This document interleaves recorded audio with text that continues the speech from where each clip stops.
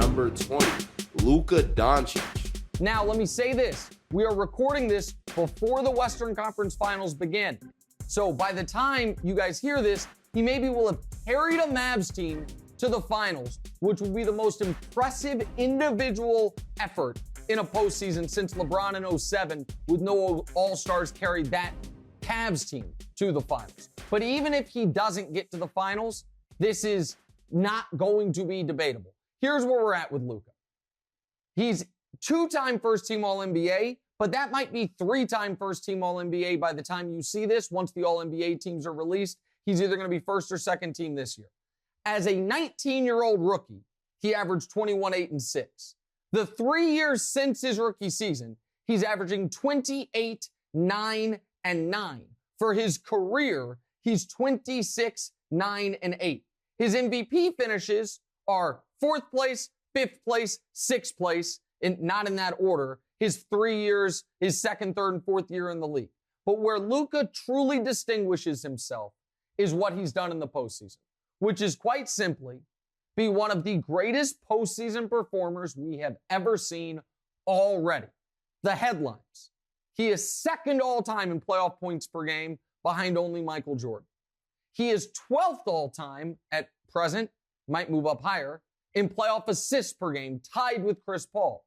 He is 3rd all-time in playoff three-point shooting percentage behind only Steph Curry and Klay Thompson, as far as guys that take at least 7 a game, shooting over 38% or over 37%. Dame Lillard's the only other person on that list. It's those 4 guys. So 3 of the greatest shooters we've ever seen. Wait, and Luka.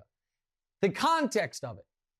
He has played, as of recording, 4 career playoff series. 2 came against the Clippers, years the Clippers were favored to win the title, where Kawhi and Paul George were healthy for both series, the 2 best wing defenders in basketball. That's who he had to deal with his first 2 career series. His 3rd playoff series, he missed the first 3 games of because he was injured. Come into it, and Rudy Gobert's there. He's won 3 Defensive Player of the Year awards. His 4th career series, he's up against a 64-win juggernaut in the Phoenix Suns with Chris Paul, a 9-time All-Defense guy, Mikal Bridges, allegedly one of the best wing defenders in the league. So how has he done? Well, through those 4 series, he is averaging for his playoff career 33, 9, and 9. No other player in playoff history averages 36 and 6. He averages 33, 9, and 9. He's played 23 career playoff games. 6 of them he's gone for 40 plus. That's the 19th most 40-point playoff games in NBA history already. And he's done all of this with 0 All-Star teammates ever. So let's go through year by year for Luka. 2020 against the Clippers, his first career playoff game ever. He scores the most points for anyone in NBA history making their playoff debut. He has 42 points, 7 rebounds, 9 assists, 3 steals. Game 4 of that series, down 2-1, a critical spot. He has 43 points, 17 rebounds, 13 assists, and hits a buzzer-beating 3 to win the game. In the elimination game of that series, he has 38, 9, and 9. He also, by the way, is the all-time record holder by a mile for most points per game in NBA history in elimination games. For that series, he averaged 31, 10, and 9. One game ruined his averages because he only scored like 13 points because Marcus Morris was so sick of Luka Dončić hitting him in the head that he stomped on Luka's ankle after the play, and he had to miss most of the game. The very next year, they are playing the Clippers again. Game 1, 31, 10, and 11. Game 2, 39, 7, and 7. They win them both. Game 3, with a chance to go up 3-0 and shock the world. They didn't.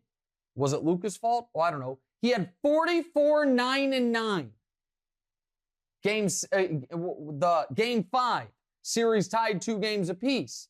He has 42, 8, and 14. And then in Game 7, a game they lose, oh, you're up 2-0. You lost.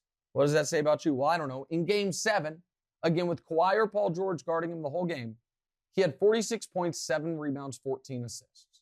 For the series, he averaged 36, 8, and 10.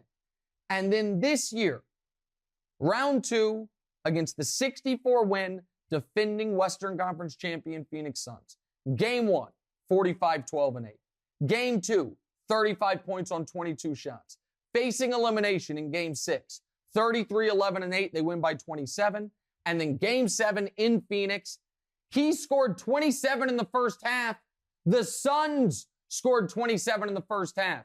He had 35, 10, and 4, and it killed his playoff averages because he didn't have to play in the fourth quarter. Luka Dončić is already one of the greatest playoff performers ever, and I'm recording this before they even play in the Western Conference Finals, might made the finals by the time you hear this. No matter what happens in the series against the Warriors, the only thing that could happen is that I have him too low. Luka Dončić is the 20th greatest player of the last 50 years at a minimum. We now have a caller that, if it is who I think it is, I know is going to take massive issue with this. Let me hear. Nick, you just couldn't wait, could you? You just could not wait. It is the year 2022. It is only the year 2022. And let me make sure I'm looking at this shit right. Luka Dončić is already a better player than Kevin Garnett, David Robinson. I'm just pointing out Kawhi. I'm just pointing out the egregious ones. Come on, man. Wait a little while. It's too soon. It's too soon. And too wrong. It's Bo. I love you. It's not too soon. It's not too wrong. Kevin Garnett, as much as I adore him, put up his 5 best playoff games ever. Luka's already got 5 better. Go game for game. KG's best game ever is a 32-21 in a Game 7 of a Western Conference semifinals. Luka, I told you, did 44-9-9 facing elimination. He had a Game 7 where he scored 46. David Robinson, who, again, I adore. He had 36-16 is the best playoff game he ever had. 36-16. Luka did better than that in his first playoff game ever. The KG, God love him. KG, what was the story on him? Can't get out of the first round, can't get out of the first round, can't get out of the first round until he got legitimate teammates. Luka's never had another all-star on his team. He's staring at a conference finals as I record this, maybe an NBA finals by the time you hear it. It was not wrong to put Shaquille O'Neal on the 50 greatest players in NBA history list when it came out. It is absolutely not wrong to put Luka Dončić on the 50 greatest players of the last 50 years, nor is it wrong to have him in the top 20. He is never had a bad playoff game. After his rookie year, he's been first team or second team. We'll see how he finishes this year if he's first or second team. But likely first team All-NBA this year, which would mean after his rookie year, he has finished top 6 MVP voting every year, first team All-NBA every year, averaged 30-plus in the playoffs every year. Again, no one has ever averaged in the postseason 30 points, 6 rebounds, 6 assists. Luka averages 33 points, 9 rebounds, 9 assists. Every Luka Dončić playoff moment, it's either the only other guy to do it is Jordan, the only guy ever to do it is LeBron, the only guy ever to do it is Wilt. He is going to go down as one of the 10 greatest players ever. It is not too far to say he's already one of the 20 greatest players of the last 50 years.